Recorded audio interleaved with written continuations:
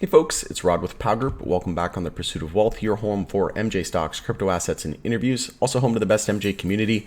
In this video, we're going to be discussing the stock Organigram, getting a lot of requests about this. So ticker symbol OGI on the NASDAQ specifically.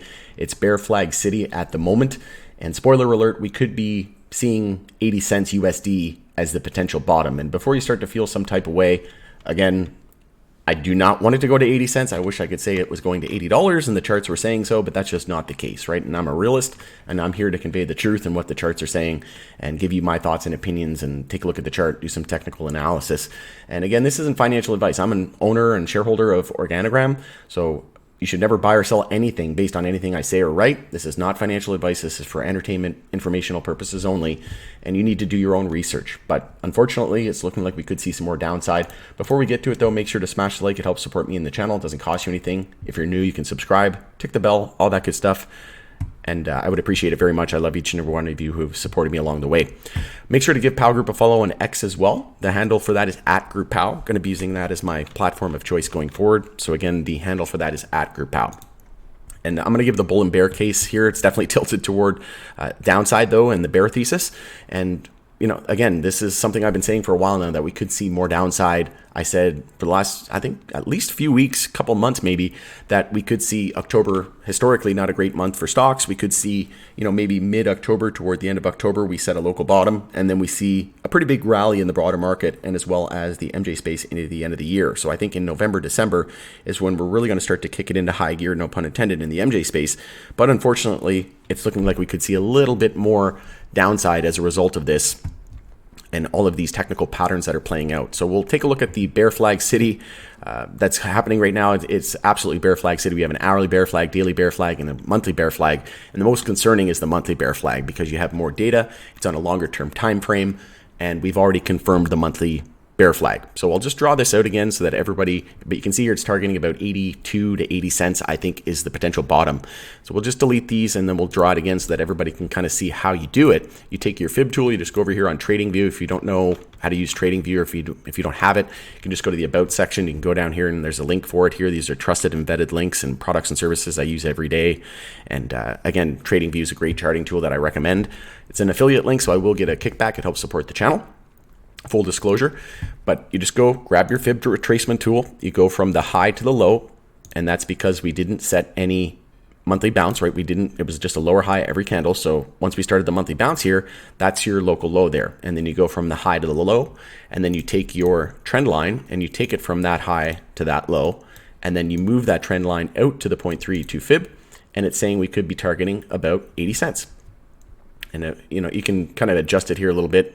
But just as a rough estimate, it's saying about 82 to 80 cents is the low. And we are coming off monthly oversold, and we're coming off weekly oversold as well. But one thing that I want to note here in terms of the bull case is we do have some higher lows and higher highs on the RSI, and we have lower highs and lower lows on the price action, which means we do have some hidden bullish RSI divergence. Okay, so that's pretty much the only thing going for it in terms of the bull case.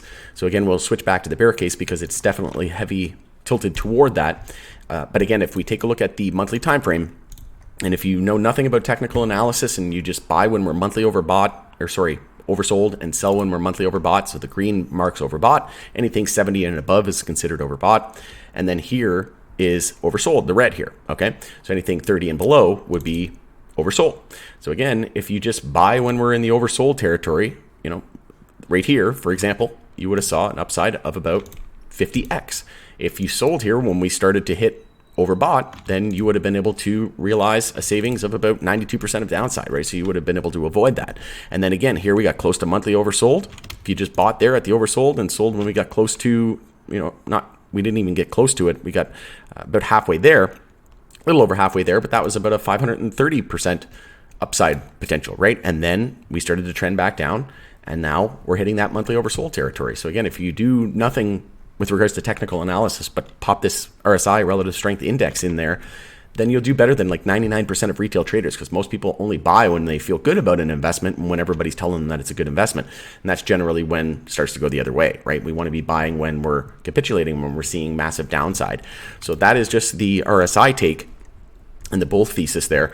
But that can't be, we can't lose sight of the fact that the technicals are saying more downside. And then if we delete that, those drawings that I just drew, and we go to the daily time frame, it's adding more confluence, more signs pointing to the fact that we could see more downside. And it's a massive pullback here on the daily time frame. It was a lower high every single candle for 43% of downside after we got that HHS recommendation to Schedule 3. And then safer banking getting passed in one chamber of the Senate, which is the first time ever that the Senate passed anything safe banking related. And you know, it's the way it is. Unfortunately, it's just when we have these catalyst news, some names ran hundreds of percent, right? Canopy almost 500% off of its lows, ran from like 34 cents all the way up to almost $2 USD, right? So again, some names ran harder than most, but that's because, in my opinion, that, you know, CGC used to be the granddaddy and the leader in the space.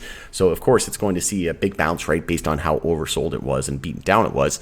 And then we should see the tier 2s and the tier 3s, and OGI would be, you know, a tier 2. But if we take a look at the daily time frame and go from the high to the low, because it was lower high every single candle, you go from the high to the low. We haven't confirmed the daily bear flag yet, but we're damn close. If we lose 114, we confirm it, and in order to negate it, again, the bull thesis, we need to get above the 0.32 fib there at 147. So get above 150, say, and then we're no longer expecting a daily bear flag, but we're right now, it's a double bottom right at 114, actually triple bottom here in the last week or so. So 114 is going to be key support. If we lose that, we're more than likely heading to $1. And then if we lose $1 psychological, then like I said, that 80-cent region could be the monthly bear flag target. But you take the measured move from the high to the low, and then again, move it out to your 0.32 fib. And this is just a rough estimate here real quick. And then we can take our horizontal ray, and then that will give us our measured move, and it's saying about 83 to 84 cents. So again, there's a daily bear flag. There's even an hourly bear flag as well, but I'm not going to bring it up. I'm not as confident in that, and I don't really care about the hourly time frame, right? The hourly time frame doesn't give it. And if you're a day trader or scalper or swing trader, maybe you look at the hourly. But when we're in a multi-year bear market, and you know, we're this beaten down 80, 90% plus from February 2021 highs and all-time highs, then I wouldn't be too concerned about the lower level time frames. And in fact, I'm mostly concerned about the monthly, and the monthly's a monthly bear flag saying about 80 cents. And then the daily bear flag, if we lose 114, we confirm it.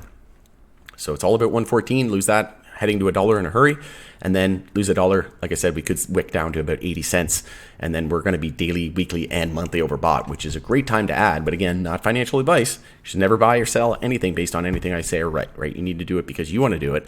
And, you know, you've done the research, right? You've done your due diligence, and I think OGI will stand the test of time. I think it's going to be here like a long time from now. I think it's going to be one of the top 10, maybe even top 5 globally. I would say top 10 for sure, maybe top 5. Not as confident in top 5. There's going to be some, you know, U.S. producers, Canadian producers, and then maybe even some producers overseas, right? So there's going to be winners and losers in all parts of the globe, right? And there's tons of space and opportunity for these companies to all thrive and survive and work together, right? So, and then start to outsource things as well, and just, you know, not be everything to everybody, and focus on some key aspects of the industry, right?